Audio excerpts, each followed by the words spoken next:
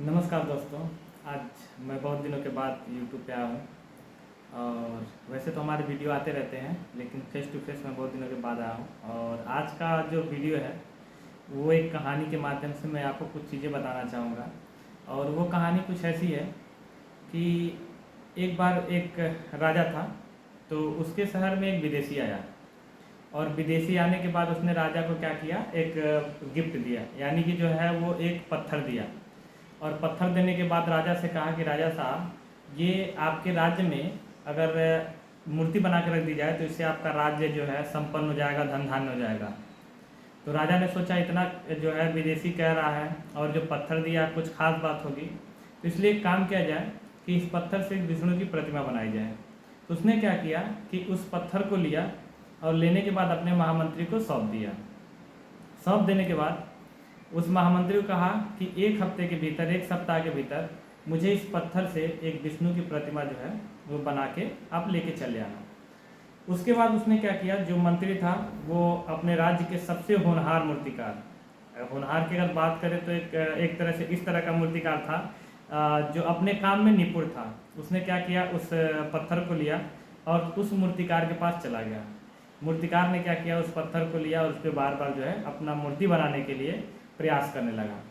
ऐसे करते एक बार में पत्थर नहीं टूटा, दो बार में नहीं टूटा, तीन बार में नहीं टूटा, ऐसे करके लगभग 50 जो है प्रहार किए।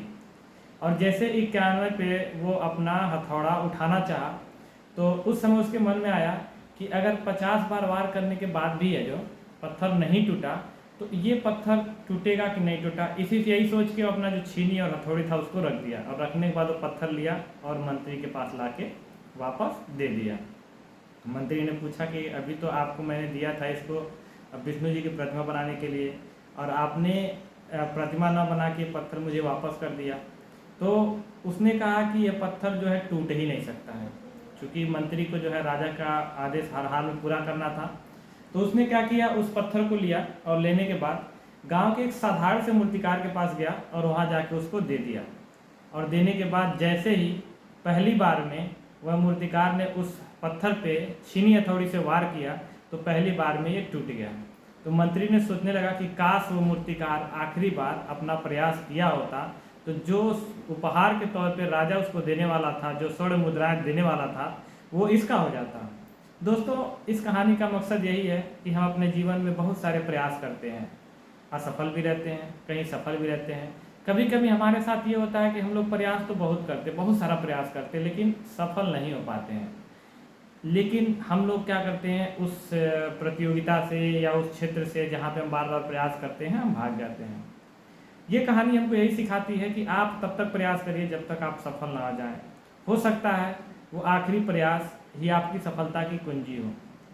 मैंने एक बार कहीं सुना था कि एक व्यक्ति जो था, 20 डंडे की सीढ़ी थी और वो चढ़ते गया 19वें डंडे पे गया, तो ये लगा सोचने कि यार इतना दूर चढ़ने के बाद अभी तक छत नहीं मिला, तो वो वहीं से नीचे उतर आया।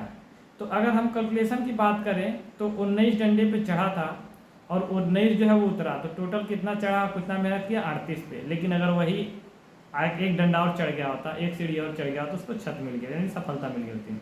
दोस्तों, हमें भी अपना प्रयास जारी रखना चाहिए जब तक सफलता मिल ना जाए, और हमें थक के हार के अपना जो है समय जो है बर्बाद नहीं करना चाहिए।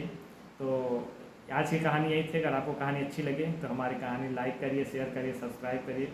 इसी के साथ हम मिलते हैं नेक्स्ट वीडियो के साथ। जय हिंद, जय भारत।